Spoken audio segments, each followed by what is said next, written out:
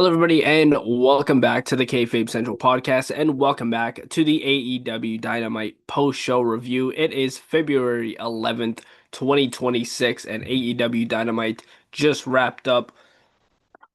Hmm, Excuse me.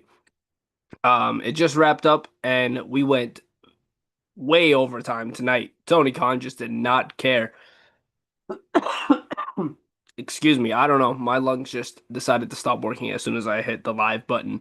But we are here. Tony Khan went overtime, much more than he usually goes for Dynamite. But you know what? He produced a very good show tonight, and a very good show. The only problem was your boy is very tired tonight. Very tired. But I have had a streak going on with these post shows. I don't want to start being inconsistent. I didn't even post on TikTok or Shorts today or anything. So if anybody was looking forward to those videos, I know I usually do my fantasy booking videos today. I apologize for that. It has been a hectic week and a hectic day. Um, Even when I'm not posting, guys, there's a lot of stuff that I do behind the scenes, and it's a lot of work that's going on right now that I'm putting into Kayfabe Central. So I apologize if there's like lack of uploads or whatever the case. Because sometimes he boy just gets very busy, and I forget that I have a couple platforms to post on. But that is why I'm here. Doing the AEW Dynamite post show, despite being very tired tonight. I figured I'd come on here, especially because I'm not going to be here on Saturday. I am not going to be doing live coverage for Dynamite Grand Slam on Saturday. And I will not, I won't, I don't know if I was going to do a post show anyway for Grand Slam. But I will not be doing a post show for Grand Slam on Saturday as well. So that is something I have to watch the next day. I believe I mentioned that earlier this week. So the next time will be the SmackDown post show, and then I will be away for Saturday. But more than likely, I'll be back on Sunday to get the kayfabe recap back up and going. That's something else that needs to be revitalized because I've gone a few weeks without doing the kayfabe recap as well. But that is Sunday. It is Wednesday. You know what that means. It is the AEW Dynamite post-show review, this time for February 11th, 2026. If you're new here, welcome to the channel. If you're returning, welcome back. You know how this works. I go over all the match results, the segments, all that good stuff I break down here on the post-show review. Make sure you guys are subscribed to the channel if you're not already. Hit the notification bell so you're up to date with all the videos, podcasts, and interviews that come to the channel. Check out the Kayfabe Central website. That's where all my preview posts are, articles, written predictions, all that good stuff is up on the Kayfabe Central website.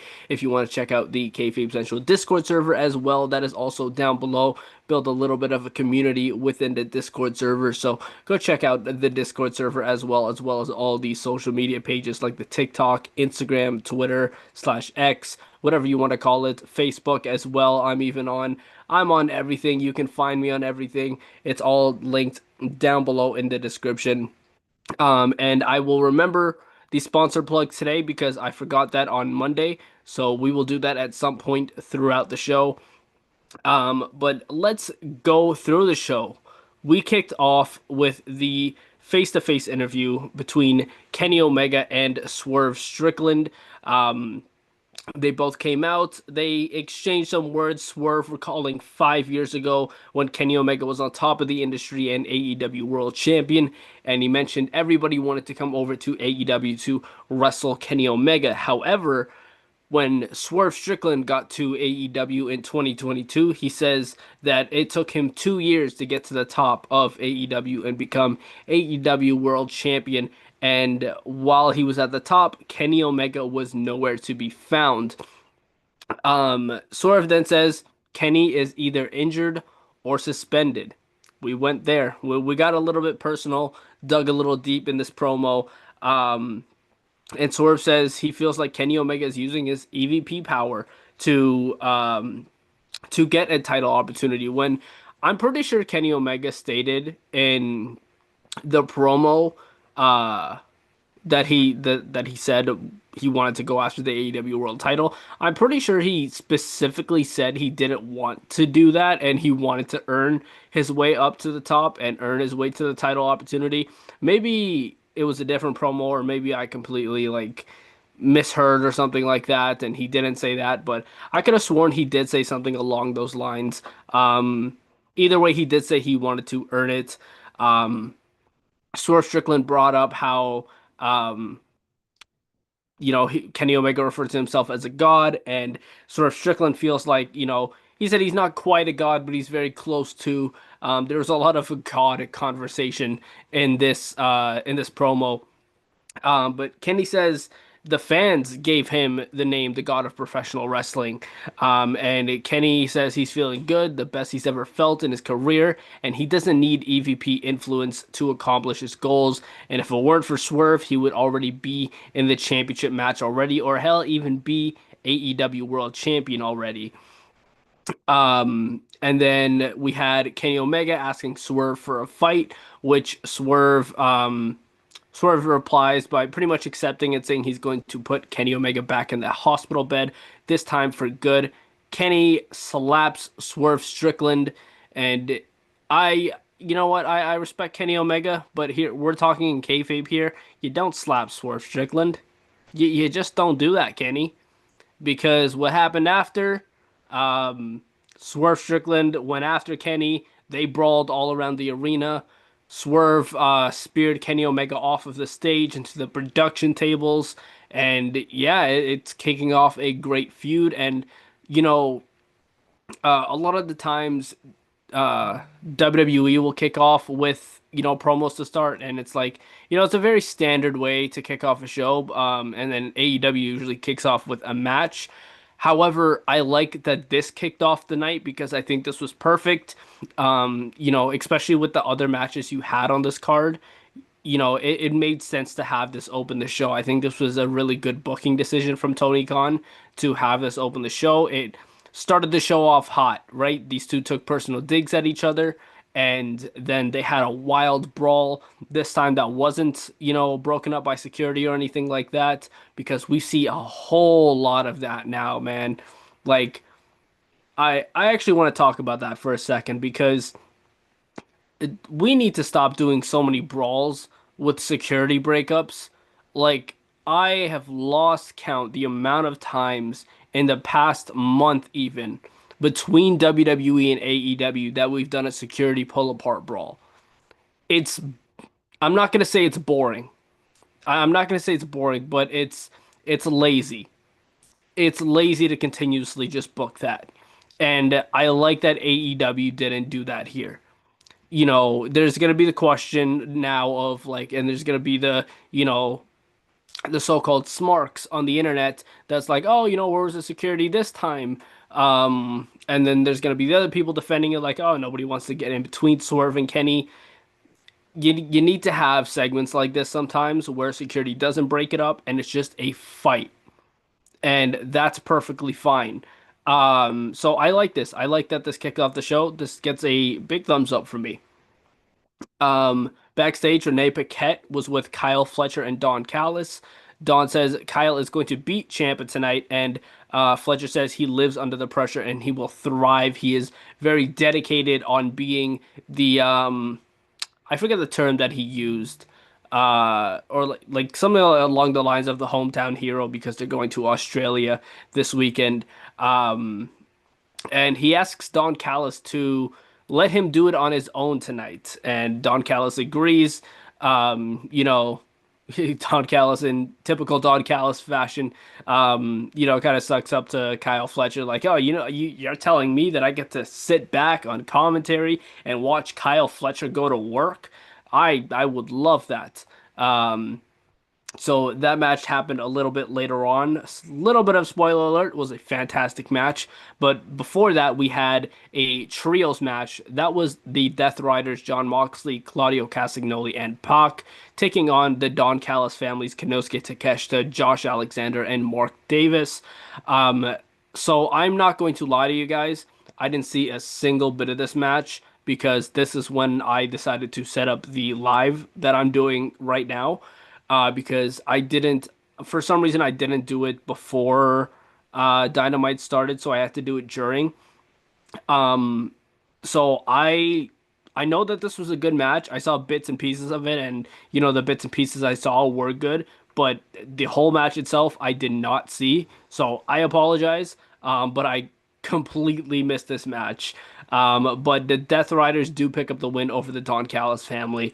And I believe John Moxley, I don't know if they showed the actual graphic or not. If maybe I just wasn't looking at my TV screen at the time, but I'm pretty sure John Moxley's defending that Continental title against Takeshita this Saturday at Grand Slam. Um, so that's going to be a good match. If that's not happening, then somebody correct me in the comments, but I'm pretty sure that's when they're wrestling. We then went to the TNT Championship match between Kyle Fletcher and Tommaso Ciampa. Kyle Fletcher picks up the win and wins back the TNT Championship. I bit my tongue in the middle of the sentence. That was embarrassing. Um, but Kyle Fletcher beats Tommaso Ciampa to win back the TNT title. Now, before I get into what happened after the match, this was a phenomenal match. This was so good. And I wish this match came on a night that I had more energy because I was just sitting there tired but enjoying what I was watching because these two just put on a show and like I got so accustomed to Ciampa being in WWE and being on SmackDown and having these pointless matches. I almost forgot how good Ciampa was because he didn't get a chance to really show that as a singles competitor in the WWE recently. And now he's in AEW, he really gets a chance to showcase that. And he's just so good. So good. And he comes up on the losing end here, but I think that Tony Khan should have a plan for Tommaso Ciampa, whether that's a rematch with Kyle Fletcher. It's not going to be anytime soon because something happened after the match where we set up Kyle Fletcher's next opponent. But it's going to be interesting to see where Tommaso Ciampa goes from here.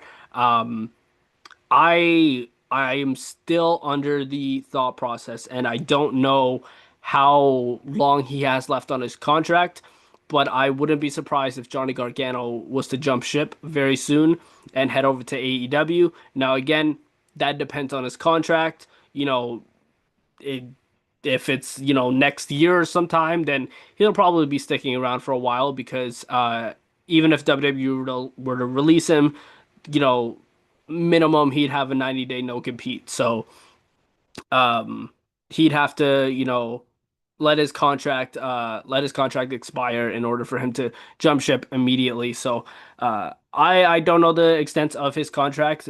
Maybe I'll look into that, or we'll hear more on Gargano as time comes. But for right now, Kyle Fletcher is the new TNT champion. Renee Paquette hosted an interview with Kyle Fletcher, and we as wrestling fans know this only happens when an interruption is going to happen usually. And it's Mark Briscoe that interrupts after Kyle Fletcher proclaims himself as the best TNT champion of all time. And Mark Briscoe brings up that they are 3-3 in matches and suggests they do a match seven, the game seven, match seven. They want it to be big and they want the tiebreaker, which, by the way, these guys wrestled 6 times. It did not feel like 6 times. I'm like, when they mentioned that they wrestled 6 times, I was like, oh my goodness. That is a lot of times to wrestle somebody. And I know there's people out there who have wrestled other people much more times than that, but I'm talking on one show. On one show, you've wrestled that same person 6 times. That is pretty crazy. But they are doing match seven. They're playing into the fact that they've wrestled each other 6 times. So that's cool. And Kyle Fletcher accepts the challenge and proposes a ladder match for the TNT title this Saturday at Grand Slam. And that is, of course, accepted by the psychotic Mark Briscoe. So that is happening this Saturday at Grand Slam. It's going to be a fun match. It's going to be a really fun match. Mark Briscoe will take any bump he can. And Kyle Fletcher is just a phenomenal talent. Is Fletcher going to lose? Probably not. It's his hometown of Australia, and he just beat Ciampa for the TNT title. I don't see them giving it back to Mark Briscoe, but then again, I was wrong tonight about Kyle Fletcher winning because I thought, Ciampa was going to win because he just won the title. So maybe they do some hot potatoing with the TNT title. We have to see where it takes us. But we went to the next match, which was a tag team match. Orange Cassidy and Roderick Strong defeating Clark Connors and Daniel Garcia. Now, there was a lot of moving parts in this match. Firstly, Roderick Strong jumped off the apron when Orange Cassidy looked to make the hot tag. So Roderick Strong left him in a two-on-one situation. But when the ref's back was turned, Darby Allin grabbed Clark Connors from the crowd because obviously we saw last week Gabe Kidd and Clark Connors left Darby Allin in the desert. And Darby Allin back for revenge, so that left it to a one-on-one between Daniel Garcia and Orange Cassidy, which Orange Cassidy was able to pick up the win. Um, Out of all the matches on this card, I think by default this match was probably the weaker of the night. Um, I didn't really get anything from this match, and I'm not really getting anything from the storyline with Orange Cassidy and Tony Storm either, because Tony Storm does come out, and Tony Storm says if Marina Shafir knocks her out on Saturday in front of her family, then she deserves to be bald, because obviously the stipulation is whoever gets pinned in that tag match gets their head shaved. So it just depends who's okay with having their head shaved in that match. Um, but then Tony also calls Wheeler Yuta the most annoying little shit she's seen, which prompts Wheeler Yuta to interrupt and brings out Marina Shafir, who has um, Mina Shirakawa in the mother's milk. And then they cut Mina's hair and then leave her laying on the stage. So that, it's a little something to add to this feud. I am not the biggest fan of it. I've mentioned it before. I'm not a big fan of the Tony Storm timeless gimmick. I like Orange Cassidy. Marina Shafir is growing on me. Wheeler Yuta is like he's cool. Like I don't dislike him or anything like that, but he's cool. But I'm just not getting anything from this feud. Um, I think it's just something for Tony Storm to do. That doesn't involve her in the, main title picture for the women's title because that's already, um, there's already a lot of things going on with that, as we'll talk about later on in the show. But yeah, I'm not getting anything from this feud. It's not doing anything for me, honestly. But that's what went down between Orange Cassidy and Roderick Strong. We also got to see where Roderick Strong goes from here. Does he join a heel faction like the Don Callis family? They already have a lot of members, so I don't know if I see that happening. Um, I don't think he'll join the Death Riders. Um, I don't know what Roderick Strong does. I really don't, unless his contract is coming to an end as well in AEW, and maybe he's on his way out. He's been wrestling for a very long time, so maybe he's close to hanging up the boots. I don't know, but because the guy can still move. He doesn't look anywhere near retirement, so it's hard to pinpoint what Roderick Strong is going to do because this is a guy that's like he's just put in the lower mid card right now. That he's not a guy that's going to be in the world title picture. Maybe he'll have a world title match, but like he's not going to win it or anything like that. So it's kind of difficult to tell what Roderick Strong is going to be doing going forward. Backstage, we had Jet Speed say they want to go after more gold, singles gold, maybe more tag gold, because their buddy, who their trios champions with, Hangman Adam Page, is going after the world title. I Here's the biggest problem I have with this. The trios titles as a whole has just felt very lackluster, and it's just felt like um, they're not paying a lot of attention to it. And that's not a good thing. And it goes back to my point that I've made multiple times when I talk about AEW, the fact that they have too many championships. They have way too many titles.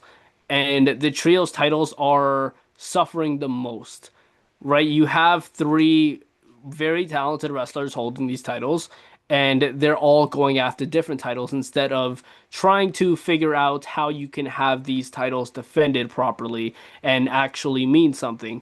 Because the trios titles, honestly, might just be the most meaningless titles in the entire company right now. So either you make those mean something or this is just a title just to have titles on people, which that's what it's just looking like to me. Um, we then went to the three-way tag team number one contenders match. It was the Young Bucks, the Rascals, Desmond Xavier, and Myron Reed versus a wild card mystery team who ended up being Private Party. Now there were a lot of talks about Private Party potentially going to WWE, and those talks were happening for a good while, but they remained on the AEW roster page as well. So, that created some doubt in the air. And then here they are a year later, after a year absence, Private Party returns to AEW. So it looks like they might be sticking around for a little bit. And all three of these teams put on a phenomenal show with the Young Bucks coming out on top. Yeah, this was a great, great match. You're not going to get anything less than that with these three teams. Phenomenal match. Myron's Reed cutter to the outside is just phenomenal. He's been doing that for a while. He was doing that for a while, I should say, in TNA. And I'm glad he gets to do it on an even bigger stage and showcase how talented he really is because a lot of people beforehand, when they thought about the Rascals, they really only thought about Desmond Xavier. I was about to call him by his WWE name, Zachary Wentz, and Trey Miguel. Myron Reed was kind of the one that people didn't know a whole lot about, and so I'm very glad that he gets a chance to showcase his skills and gets a chance to be on a bigger stage like AEW and show what he's really got, because he is a phenomenal, phenomenal talent. Um, After the match, FTR came out. Dax Harwood says there was a point they were jealous of the Young Bucks, but then asked them how it feels for the Young Bucks to be in second place now. Dax Harwood does the thing where he asks the person a question, but then cuts them off immediately. The Young Bucks just have enough, and they super kick both Dax and Cash, and they threaten to super kick Stokely Hathaway, who is in a wheelchair. But they don't, and they kind of just toy with him a little bit and walk away. So yeah, good stuff here. I'm surprised. Not that surprised. I was just thinking that maybe they'll wait till a little bit later to do the Young Bucks and FTR, but clearly that's something that they want to move on now. So maybe, I don't know, maybe that's a Revolution thing, but Revolution is still some time away. I mean, only about a month away now. So maybe they can do that. Maybe they can build a 1 month feud between the Young Bucks and FTR. So that's a potential possibility. Um, but yeah, I don't really have anything else to add on to that. Um, yeah, the Young Bucks look great. All three of these teams look great. I'm kind of just reiterating points that I made before, but that is because I'm tired, guys. And you know what? You know what would be great right now for my energy? You know what would be great? Some W energy. W energy can help you kill your day. Go after your day, whether you need pre-workout, whether you need energy, whether you're doing a podcast like this late at night and you need the energy to keep going. Whether you're streaming all day, you're gaming all day, whatever the case is, W Energy has got your back. And the best thing about that is you can go to W Energy's website and you can use the code Kayfabe Central to get 10% off of all W products. So you can get your energy up and you can get 10% off of it as well. So make sure you guys go check out W Energy. Use code Kayfabe Central for 10% off. Um, It'll definitely help with your energy, guys. And I definitely need some W energy right now. But you know who else is going to need some W energy after this? Chris Statlander, because Chris Statlander loses her AEW Women's World Champion to Thekla in the main event here, in a very brutal match, a bloody match where Chris Statlander was bleeding all over the place. I believe Thekla was bleeding a little bit, but not as much as Statlander. I went into this thinking that there was a good chance Thekla wins the title here. 2 weeks ago, when they wrestled for the title as well, I said the same thing. And when they were running it back, I was leaning towards Chris Statlander because I'm like, I wonder if they're going to stretch this out a little bit more and do another rematch between these two. But in the back of my mind, I'm like, there's a good chance Thekla does win here tonight, and that she did. She comes out victorious and the new AEW Women's World Champion. So this was a good match, a very brutal match. This kicked off at like 10 o'clock on the dot. So obviously we all knew that this was going overtime, of course. And they did not hesitate. They did not care how long they went over. So yeah, very good match. After the match, the Sisters of Sin came out. They played a bit of a role as well towards the end of the match where Sky Blue and Julia Hart came out and caused a distraction. They attacked Chris Statlander after the match until Jamie Hayter and Alex Windsor, I forget their tag team name right now, but they made the save, and that's how the show closed. And Thekla is the new AEW Women's World Champion. Happy for Thekla. She is phenomenally talented, and she absolutely deserves this world title. I'm surprised they took it off Chris Statlander. Um, I was gonna say this soon. She won it in what was it, September? So, a few months she's held it. So I guess that's not too bad. I didn't expect her to have like a year-long reign or anything like that either. So I guess this was a fine time frame to take it off her and put it on Tekla. And it's not like you put it on just anybody. You put it on Tekla, who's a great wrestler, like I mentioned.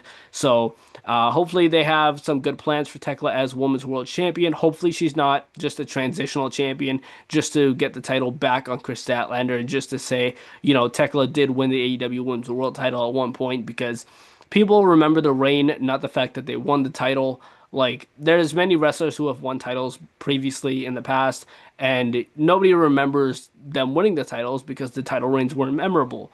Like, nobody really is going to remember Roman Reigns winning the WWE title for the first time. You think of Roman Reigns, you think of the 1,316-day reign that he had as undisputed WWE champion. So reigns mean a whole lot. Not Roman Reigns, but title reigns mean a whole lot in wrestling. So hopefully they got a good title reign scoped out for her.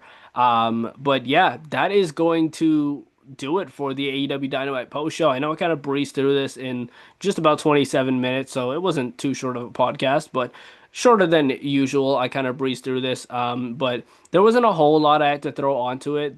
It was a very good show tonight. I will say that it was a very good show tonight, and there's some very good wrestling. I don't have many complaints about tonight, other than the fact that I'm exhausted. I'm tired. So that was the only thing for me. But I am by no means going to use that to take it out on the show unless it's NXT. So yeah, great show tonight. Tony Khan put together a fantastically written show, some fantastic matches, and hopefully they can carry out that momentum for this Saturday at AEW Grand Slam Australia. Thank you to everybody who tuned in, whether you're watching this live or whether you're watching this after the fact. I always encourage you guys to drop your comments down below. Whether you're in the live chat, drop your comments in the live chat, or if you're watching this after the fact, drop your thoughts in the comments as well. I always love hearing you guys' opinions. So whether you agree or disagree with me, I always love hearing what you guys have to say. So make sure you guys drop your thoughts and stuff down below in the comments. Like I mentioned earlier, I will be back on Friday for the Friday Night SmackDown poster review. And yeah, that is going to do it for AEW Dynamite on February 11th, 2026. I will see you guys on the next one. And until then, take it easy. Have a good night, guys.